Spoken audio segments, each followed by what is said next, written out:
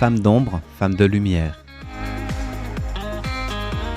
Bonjour à vous qui nous écoutez, Florian Dai vous amène aujourd'hui à la rencontre de Jane Goodall. Bonjour tout le monde et bienvenue dans ce nouvel épisode de Femmes d'ombre, femmes de lumière. Aujourd'hui au sujet de Jane Goodall, qui est venue récemment à Taïwan, invitée par la fondation qui a décerné les prix Tang, puisque Jane Goodall a reçu le prix Tang 2020 en développement durable. C'est quelqu'un qui est très connu, donc d'origine anglaise, qui a passé de très nombreuses années en Tanzanie à travailler sur les chimpanzés.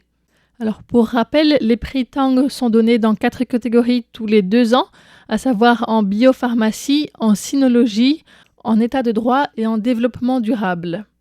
C'est dans cette dernière catégorie que Jane Goodall a reçu le prix en 2020 et du fait du Covid, elle n'a pas pu venir récupérer son prix à ce moment-là. Et donc, c'est juste cette année qu'elle est venue à Taïwan. Et donc, elle a profité de l'occasion pour donner une conférence dans une université qui était ouverte au grand public où il y avait plus de 2000 personnes venues l'écouter. Cette conférence était centrée sur comment inspirer de l'espoir à travers les actions. Et elle a justement commencé en expliquant pourquoi est-ce qu'elle avait de l'espoir. Elle a grandi pendant la Seconde Guerre mondiale, elle avait 5 ans quand la guerre s'est déclarée, elle a 91 ans aujourd'hui, et donc elle a vu aussi une période très noire de l'histoire, et aussi comment est-ce que les gens autour d'elle n'ont pas abandonné et que les guerres ont fini par prendre fin. Elle a expliqué que depuis toute petite, elle adore les animaux. Par exemple, à 4 ans, elle était très curieuse de savoir comment est-ce que les poules pondent des œufs.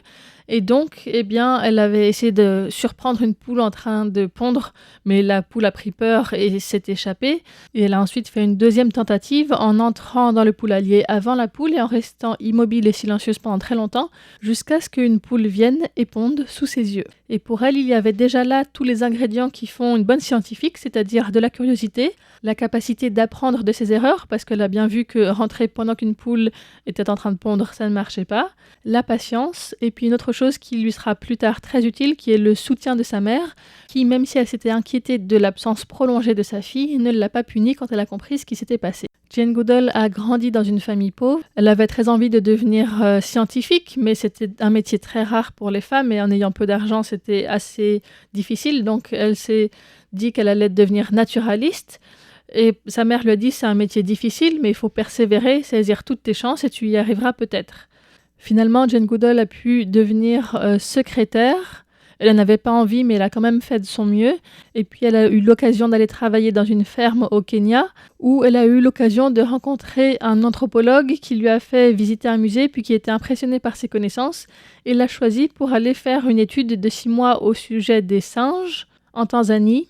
Sauf que comme les gens sur place n'étaient pas contents qu'une femme seule se rende sur place, elle avait besoin d'être accompagnée. Et donc, sa mère s'est aussi rendue en Tanzanie pour l'accompagner. 6 mois, c'est assez court. Jane Goodall avait peur de ne pas avoir le temps de faire les observations qu'elle voulait parce que les singes s'enfuyaient en la voyant. Et puis finalement, petit à petit, elle a réussi à s'approcher un petit peu d'eux. Et au bout d'un moment, elle a observé un chimpanzé utiliser un bâton dans une fourmilière et enlever les feuilles du bâton d'abord pour pouvoir plus facilement aller chercher les fourmis. À l'époque, c'est quelque chose qui a fait beaucoup de bruit dans le monde scientifique parce que c'était la première fois qu'on observait un animal fabriquer et utiliser un outil.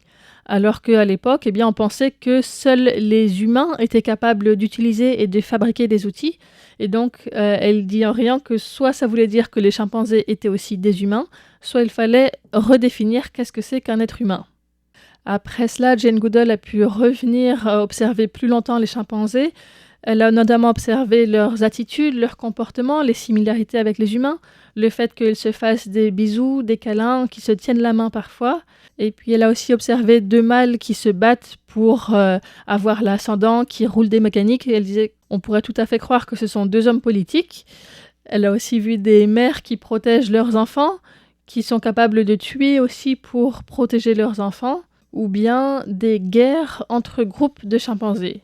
Jane Goodall a continué à observer cette famille de chimpanzés pendant très longtemps Et cette année, c'est la 65e année d'observation de la même famille. Donc ce sont des observations qui sont très précieuses et très rares sur du si long terme dans le monde scientifique d'observation d'animaux sauvages.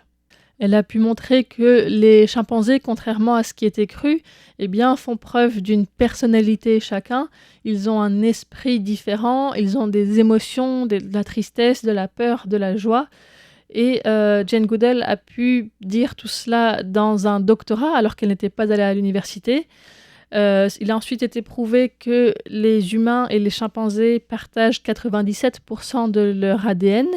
Et puis au fil des années, l'intelligence d'autres animaux a aussi été démontrée à travers diverses expériences.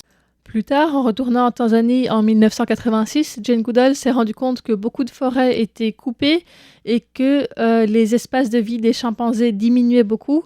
Et c'était parfois aussi les communautés locales qui coupent leurs arbres pour avoir du charbon, du bois de construction ou bien pour gagner du terrain pour pouvoir planter des légumes, des céréales, etc. Et donc, elle s'est mise à travailler avec les communautés locales pour qu'elles puissent trouver d'autres façons de gagner de l'argent qui n'incluent pas le fait de couper des forêts. Et donc, ça a rencontré un grand succès. Elle a lancé un programme dans plusieurs pays d'Afrique qui vise à la fois à protéger l'environnement tout en améliorant aussi la vie quotidienne des humains. Dans les années 90, Jane Goodall voyage plus dans le monde et collecte de l'argent pour lancer et financer donc des projets en lien avec les jeunes qu'elle rencontre et qu'elle voit souvent en colère, déprimés, parfois désintéressés, parce qu'ils ont une vision noire du futur et que les gens se rendent bien compte qu'à terme, le système d'économie mondiale dans lequel on est, d'exploitation des ressources naturelles, n'est pas viable. Et Jane Goodall, face à cela, comprend un peu cette colère ou cette tristesse, mais elle dit qu'il ne faut pas rester les bras croisés, qu'on a le pouvoir de changer. Et donc en 1991, en Tanzanie, elle fonde le programme Roots and Shoots, littéralement racines et pousses, qui a comme principe fondamental l'idée que chacun et chacune peut avoir un impact sur ce monde chaque jour. Même les plus petites actions peuvent apporter des changements considérables lorsqu'elles sont menées par des milliers de personnes. Ensemble, nous pouvons rendre ce monde meilleur. Avec les jeunes, elle donne à chaque groupe 3 projets. Un projet pour les humains, un projet pour les animaux et un projet pour l'environnement. Et le programme Roots and Shoots existe actuellement dans 75 pays du monde avec des projets qui vont de la maternelle à l'université. Il y a aussi un programme comme cela à Taïwan, donc avec l'Institut Jane Goodall Taïwan, qui organise des activités avec les enfants, les écoles, les familles, des clubs. Et par exemple, un des types d'activités sont des parades dans les rues où les enfants sont costumés avec des costumes d'animaux qu'ils ont fabriqués eux-mêmes. Donc c'est à la fois festif, créatif, et puis ça permet aux enfants d'en apprendre plus au sujet des animaux en danger, de leur habitat, de l'importance de les protéger et de ce qui est possible de faire concrètement. Un autre projet est de créer des espaces verts avec des plantes sauvages dans les écoles. Donc cela permet de découvrir la complexité des écosystèmes et de s'en sentir plus proche aussi pour les enfants qui ont toujours vécu en ville et pas forcément souvent eu l'occasion d'observer les petites bêtes. À Taïwan, au total, plus de 230 jardins sauvages ont été installés dans les écoles, collèges, lycées et universités à travers ce programme. Un troisième projet permet aux jeunes de découvrir des écosystèmes marins et l'impact qu'ont les activités humaines dessus. Et ces élèves peuvent échanger avec d'autres élèves de Singapour, d'Inde, de Malaisie et du Japon, que ce soit des idées, des difficultés rencontrées, des stratégies pour y faire face, des projets internationaux ou bien des initiatives qui fonctionnent, qui sont partagées. Il y a encore d'autres activités qui sont menées, mais ça vous donne une idée de ce que propose l'Institut Jane Goodall à Taïwan. À chaque fois, donc, du matériel didactique, des activités pédagogiques, des ressources pour les enseignants et les élèves de différents niveaux sont proposées et les professeurs intéressés peuvent se procurer des sets et puis les adapter à leurs besoins, à leur classe. L'Institut explique que l'objectif est que les enfants créent des liens émotionnels avec la nature, les animaux et les gens, et qu'ils en apprennent plus sur le monde, qu'ils développent leurs propres projets pour prendre soin de leur environnement au sens large, et qu'ils puissent partager et célébrer les accomplissements avec d'autres. Voilà en tout cas ce qui est présenté sur le site internet de l'Institut Jane Goodall Taïwan. Aujourd'hui, Jane Goodall, qui est déjà très âgée, continue à parcourir le monde pour encourager les jeunes et les moins jeunes à agir, à prendre conscience de l'importance de la nature, du fait qu'on fait partie du monde en tant qu'humain et qu'on est aussi dépendant de cette planète qu'on est en train de détruire.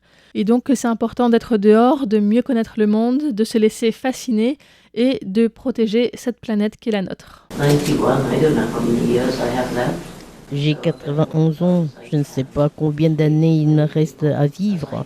Alors je dois faire tout mon possible pour toucher le plus grand nombre de personnes avant de quitter ce monde. J'espère que chacun se souviendra que chaque jour que nous vivons a un impact sur la Terre et que nous pouvons choisir quel type d'impact nous voulons avoir. C'était l'émission Femmes d'ombre, Femmes de lumière, présentée par Florian Dai pour Radio Taïwan International. Merci de votre écoute et à bientôt.